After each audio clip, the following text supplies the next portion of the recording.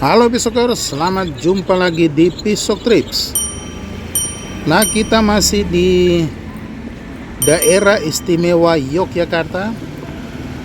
Dan kita sekarang berada di kawasan Keraton Sultan Yogyakarta.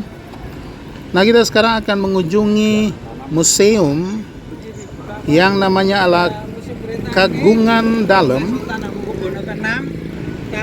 Dan kita akan melihat di sini berbagai ornamen keraton dan juga abdi dalam, yaitu para petugas di dalam keraton. Dan di video berikut kita akan melihat berbagai kereta kencana. Nah, ini pinggir-pinggir ini dulu kandang kuda. Nah, kalau ini garasi inti kereta-kereta para pangeran dan sultan.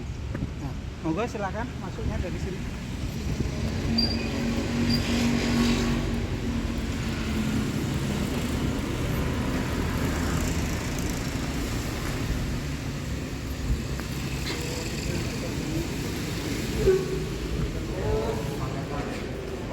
Maaf ya, Pak.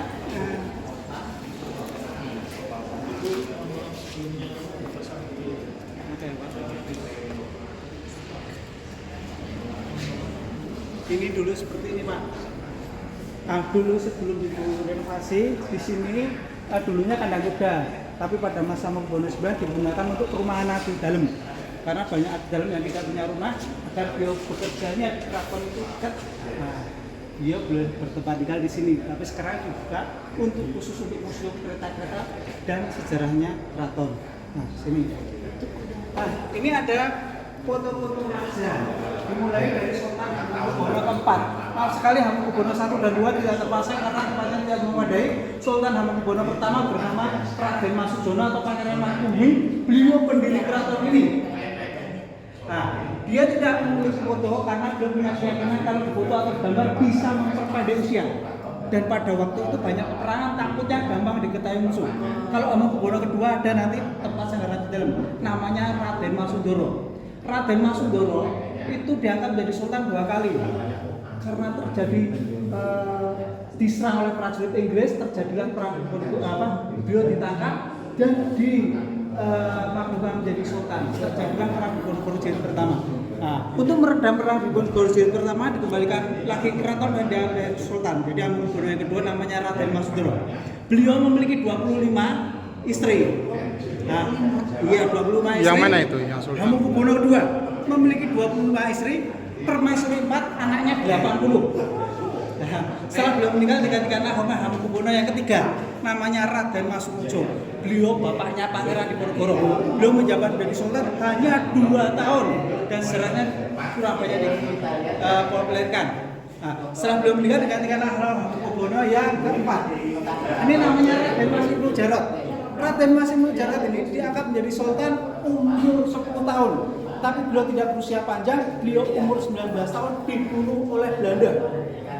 Nah, dan beliau ini sering dikenal dengan Raja Makan Siang atau meninggal pada waktu rekreasi karena beliau diracun pada waktu beliau rekreasi di Belanda. Nah, dan beliau ini memiliki 9 orang istri, permaisuri 1, anaknya 9. Jadi maaf ya, anaknya 19. Jadi umur 19 tahun, anaknya 19 tahun. 19.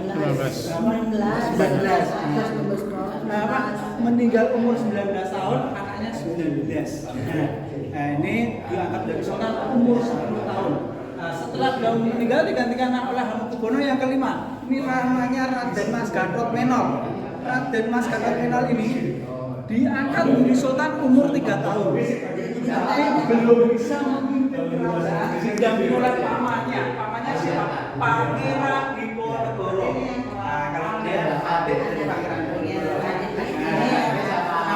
Makanya, nah ini. Dan beliau ini juga tragis sekali. Beliau meninggal dibunuh oleh istrinya sendiri dalam istana. Ya.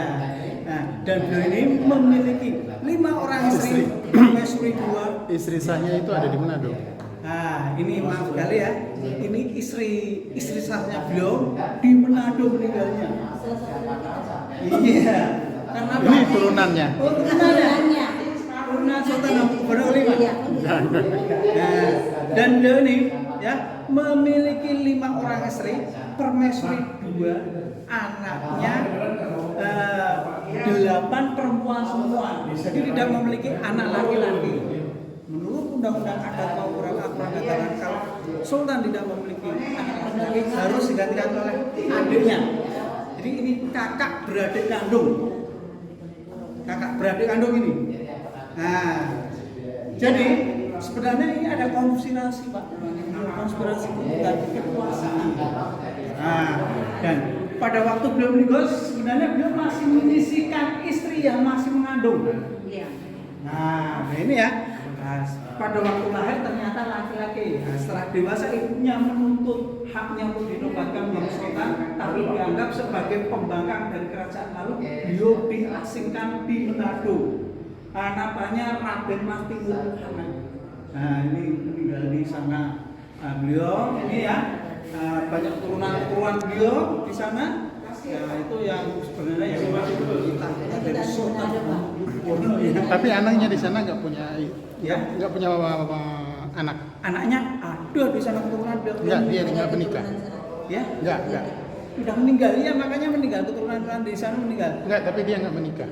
Dan menikah, Ya. Raden Timur Muhammad. Iya, mati sebelum menikah. Oh gitu ya.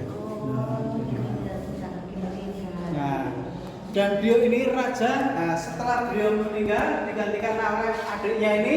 Beliau ini raja yang dikenal dengan transisi modernisasi, hubungannya dengan Belanda mulai membaik. Kalau 1, 2, 3, 4, 5 itu kembangan dari kerajaan ini, hubungannya dengan Belanda sudah mulai membaik. Dia yang mendirikan sekolah di dalam istana keraton, ini di Bangsal Pocong ini dan Bangsal Srimangati. Nah, beliau ini memiliki 10 orang istri, permaisuri 2, anaknya 23. Nah, dan setelah beliau wafat digantikan oleh Hamengkubuwono ke-7. Hamengkubuwono ke-7 ini, ini dikenal dengan Arjunanya Mataram Pak. Ini Raden Makmur Tejo ini, iya anaknya diangkat jadi raja umur 41 tahun. Dan beliau ini dikenal dengan raja paling kaya karena apa? Beliau satu-satunya raja yang mendapatkan upeti dari Belanda. Kerjasamanya dengan Belanda sangat baik sekali, dan beliau yang membangun pabrik di tanah Jawa, pabrik gula dan spiritus. Makanya beliau dikenal dengan raja paling kaya. Jadi masa kepemimpinan Sultan Hamengkubuwono ke-7, masa kejayaan atau kemakmuran Sultan kerajaan Kasultanan Yogyakarta ini. Nah, dan beliau setelah berumur 47 tahun beliau mengundurkan diri Pak menjadi sultan. Mengundurkan diri, dan beliau bersabda, kelak keturunanku yang akan menjadi menggantikan diriku tidak akan meninggal di dalam istana. Ya. Beliau mengundurkan diri menjadi seorang pertapaan beliau menjadi modal Ambarukmo. Nah ini. Setelah beliau mengundurkan diri dengan Sultan Hamengkubuwono yang ke-8, ini anaknya. Iya. Beliau memiliki 8 orang istri, permaisuri 1, anaknya 41. Nah, ini raja yang memugar keraton menjadi sekarang ini. Dulu keraton ini bernama Teratak Rambat atau bangunan yang terbuat dari anyaman kayu, disempurnakan oleh beliau selama 13 tahun. Jadi yang memugar keraton menjadi sekarang ini Sultan Hamengkubuwono yang ke-8, namanya Raden Mas Sujadi.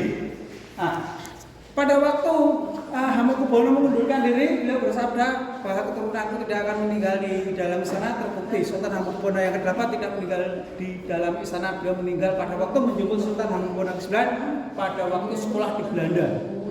Jadi beliau dikenal dengan seorang raja paling pintar. Iya, paling pintar. Karena beliau yang menyekolahkan anak-anak beliau di Belanda. Karena Hamengkubuwono yang ke-8 punya misi dan visi untuk anak-anak beliau. Beliau bersabda atau berkata kepada anak-anak beliau, kalau kamu ingin mengalahkan musuhmu, kamu harus mengenal budaya musuhmu. Nah, lalu beliau umur 5 tahun dikirim ke Belanda untuk bersekolah.